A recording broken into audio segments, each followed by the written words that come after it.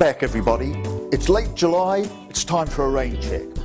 Well, we've all seen the sell-off in June, and we can't knock the feeling that in actual fact it was investors shaking the tree. Because look how quickly the markets have bounced back. And in actual fact, the sell-offs that we saw in June weren't really that much worse than the sell-offs that we saw at this time last year. So this to us signifies that investors were using liquidity, they were using China as an excuse to lock in some profits. Where the real message is, we suspect, was the fact that gold has continued to sell off. And given that most investors were only in gold because things look so bad, it wouldn't surprise me to see that sell-off continue. Looking at Asia, the Asian markets did sell off, but those markets that sold off most were the ones that rose most. Let's have a look at them. Well, as you can see, Indonesia was actually quite expensive, and the sell-off has brought it back again down into attractive territory. Thailand was also expensive, and the sell-off has brought it back into fair value.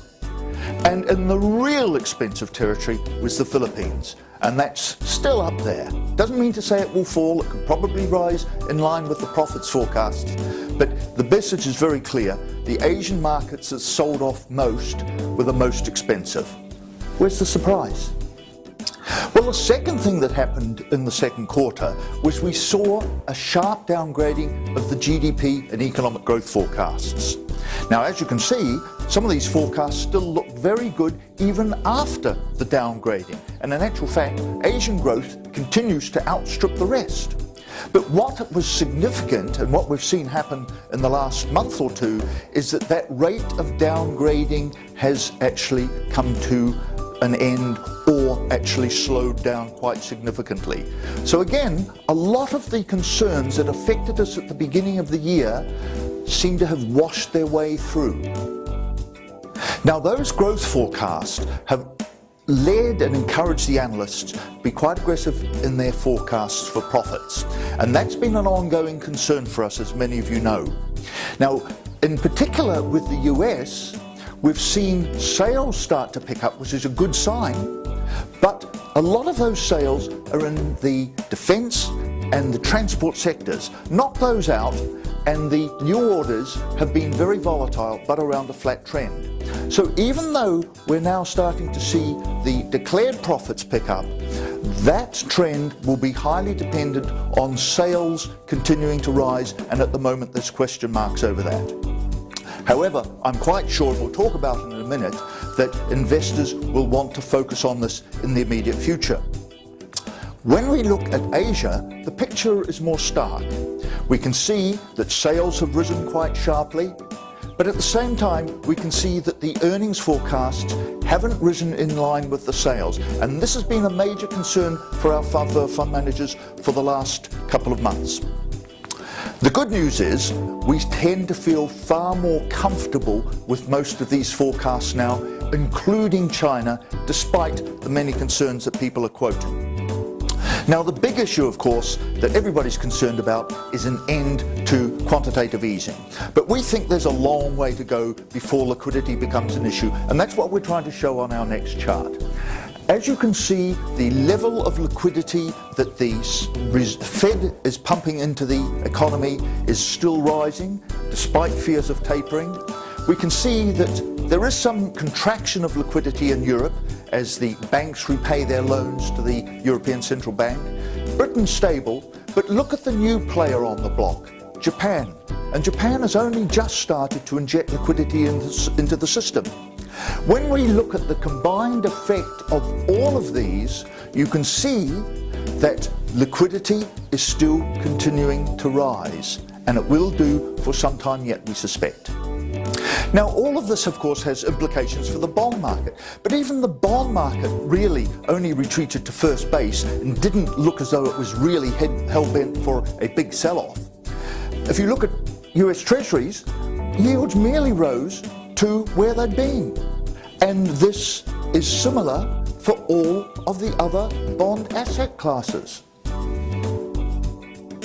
So let's start to focus on markets. And clearly the first market that everybody's interested today, because of the healing economy, is the US. And as you can see, US valuations have risen up to their long-term trend, and then the market has tended to stall.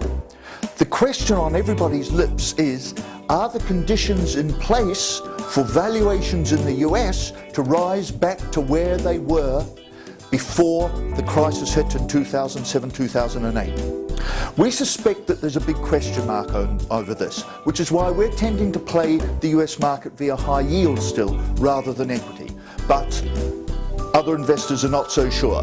So it wouldn't surprise us to see continued strength, at least for the immediate future, in US equities. Well, what about within Asia? Well, if you look at the valuation of Asia's two major markets, China and India, you can see that valuations look very attractive indeed. China again in the very attractive area, and India in the good, attractive area as well, almost down there. What's missing at the moment is the trigger, and quite conceivably, as the US slows down, and particularly if we get some good advances in the next plenary session in China, which is slated to be in October, that could be the trigger to see some action in that market. One to watch. And what about the other Asian markets? Well, if you look at the ones that we haven't already talked about, with only one exception, they all look attractively valued. Now, in my last slide, I just want to put to bed these fears that there was a flight of capital from the Asian emerging markets. There was some money coming out of some of the bond markets, and some of the currencies really did come under pressure, that's for sure. But when we look at the impact on the equity market, look at the story. These charts show the net foreign purchases of Asian equities. And as you can see, the selling in June hardly registers on some of these charts. So we're very firmly in the camp, despite what you've read in the newspapers, that the emerging Asia story is not over. So, in a nutshell, we think the June sell-off was merely investors shaking the tree, looking for reasons to take profit. We think that the liquidity story is not over. There's still plenty of liquidity out there, and it'll be a while before that leads through to rising interest rates. We think that the cut in the growth forecasts has come to an end, and forecasts are now stabilizing.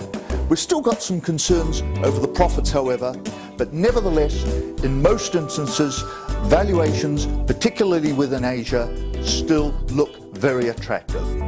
And that's the weather forecast. We'll see you again next time.